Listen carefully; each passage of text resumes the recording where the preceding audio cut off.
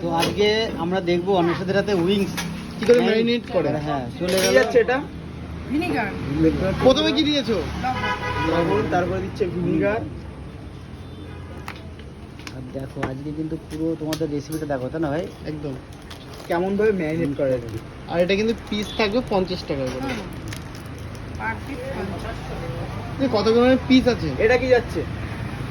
এটা প্রায় 130-40। দিয়ে এটা কি যাচ্ছে? হুম? এটা কি যাচ্ছে? এটা হচ্ছে মিট মশলা। মিট মশলা কিন্তু দিয়ে দিলে এবার। একটু মিট মশলাটা বেশি দিলে কি টেস্টটা ভালো হয়।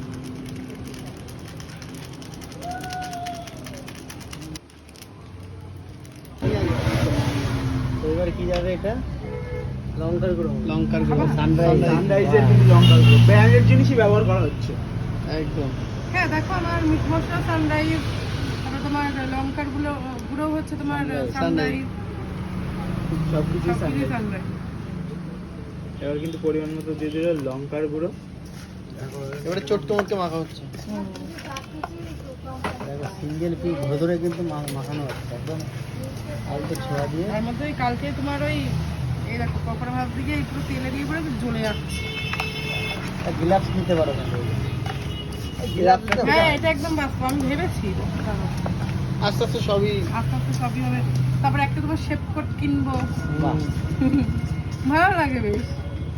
যদিও আমি মানে শেপের রান্নার কিছুই পারি না, কিন্তু যাই হোক আচ্ছা। একটু শখ হলো।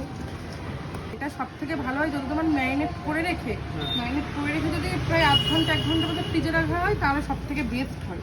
ফ্রিজে রাখলে হবে, টেস্ট বেশি হয়। অসুবিধা নেই। মশলাটা একটু ভিতরে চলে যায়, তাই তো? ভিতরে চলে যায়। নাহলে এই যে জায়গাগুলো কাটা কাটা